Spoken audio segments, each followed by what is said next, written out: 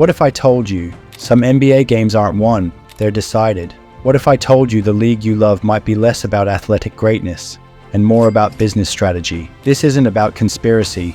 This is about truth, a truth that hides in plain sight. Because once you understand how the NBA really works, you'll start to question everything. The rivalries, the playoffs, the dynasties, even the rings. Let's start with a fact. The NBA is a business, a global entertainment product worth over $10 billion annually. That number isn't made by just playing fair basketball.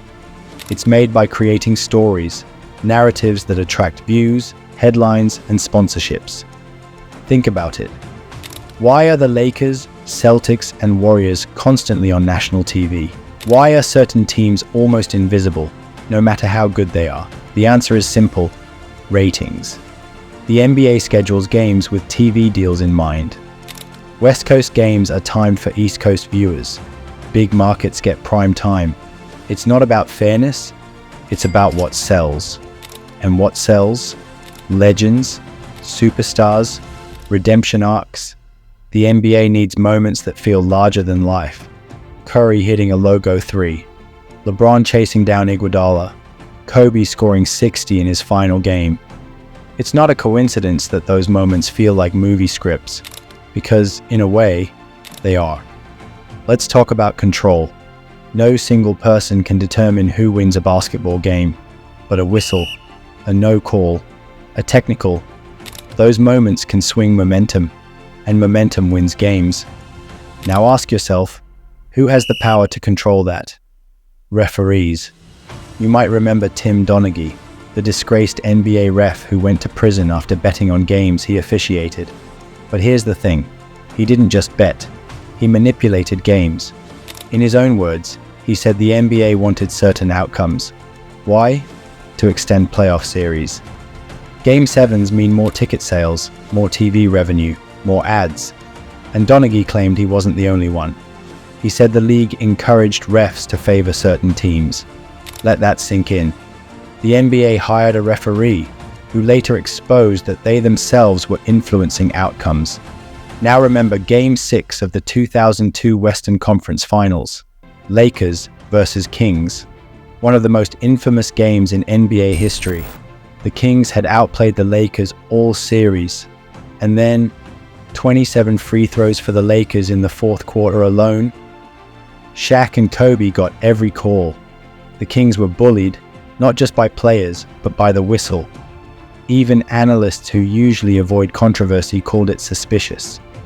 NBA insiders said it looked like the league wanted the Lakers in the finals. The same Lakers that brought huge ratings, Hollywood appeal, and star power. Still think it's just a coincidence? This is where it gets uncomfortable, because if you admit that one game might have been influenced, you open the door to questioning them all. And it's not just the 2002 Lakers. What about 2006? The Heat versus Mavericks finals. Dwyane Wade shot 97 free throws in the last 4 games alone. 97. That's more than entire teams shoot in a series. Or how about 2016? LeBron's historic comeback from 3-1 down. Green suspended in Game 5. No calls against LeBron in Game 6. Suddenly, momentum shifts. Was it one of the greatest finals of all time? Absolutely. But was it entirely pure? That's the question. When every dramatic moment conveniently fits a story arc, when every underdog run feels perfectly timed, when certain players get godlike treatment from refs, it starts to feel less like sport and more like Netflix. Why would the NBA ever risk its integrity? Simple. Because legends make money. When Jordan retired, ratings plummeted. The league needed new stars. Enter LeBron, the chosen one. A kid from Akron sold as the next global icon, and the league protected that narrative. LeBron was given prime time since day one. He got favorable whistles, endless coverage, and a stage fit for a king. Same with Steph Curry, a small guard who changed the game. The league pushed the Warriors hard, branding them as the perfect team. Why? Because they were a dream product, family-friendly, marketable, easy to love. And when Kevin Durant joined them and made things too predictable, suddenly, the league leaned into drama again. pushing storylines about betrayal, redemption, super teams versus underdogs. It was perfect content, and perfect content means perfect profits. But again, what about the teams that didn't fit the narrative? The Grizzlies, the Nuggets, the Raptors, until they got Kawhi. These teams often got ignored, not because they weren't good, but because they didn't sell stories. Now here's the hard truth. Most fans don't want to believe any of this. We want to believe in clutch shots, buzzer beaters, and 40-point nights. We want to think our team won because they earned it, not because it made for better ratings. But think about it. When a star drops 50 with 0 fouls, when a rookie gets MVP level coverage, when a controversial call just happens to flip a playoff series, doesn't it seem a little too perfect? Is it really luck? Or is it leverage? Fans defend the NBA like it's a religion, but religion requires belief, not evidence. And belief can be exploited. Let's dig deeper. The NBA's biggest partners aren't basketball fans. They're corporations: Nike, ESPN, YouTube, Tencent, Crypto.com. They don't care who wins, they care who sells. And who sells? LeBron, Steph, Giannis, Luka, Zion. When these players succeed, billions of dollars move. Shoes sell, jerseys fly, clicks explode, streams break records. So if you're the NBA, and you know that a LeBron finals gets twice the views of a Nuggets finals, which outcome do you hope for? Exactly. And hope becomes pressure. Pressure becomes suggestion. Suggestion becomes influence. Suddenly, a whistle here, a no call there. It doesn't feel so accidental. It feels like strategy. Of course, there's still real basketball being played. Players work hard, coaches strategize, teams grind. But the system they operate in, that's not neutral. The league rewards narratives, not just wins. Look at MPV voting, all-star selections. It's not always about performance, it's about presence.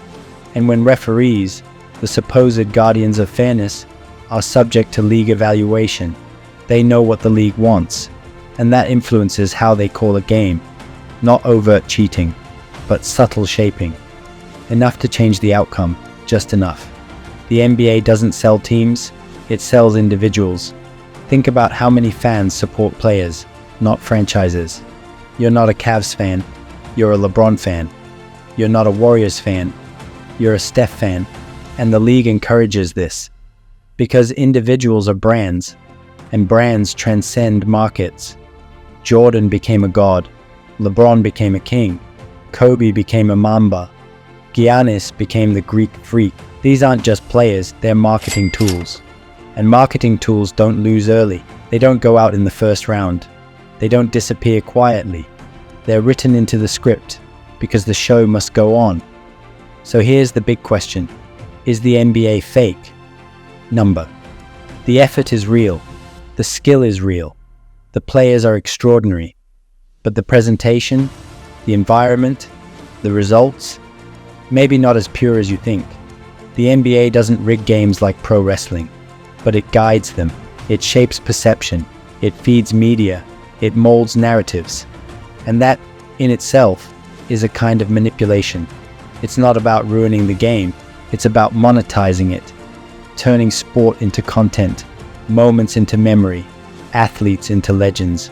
Even if it means bending the truth. If you still believe it's all fair, that the best team always wins, I respect your optimism. But if something inside you whispers that this might be a show, just a little, you're not alone. The signs are there, the whistles, the coverage, the storylines that feel too perfect. So the next time you're watching a magical moment, ask yourself, was it history or was it written to be historic? Let me know in the comments. Do you think the NBA fixes games? And subscribe if you want to see what the league doesn't want you to know.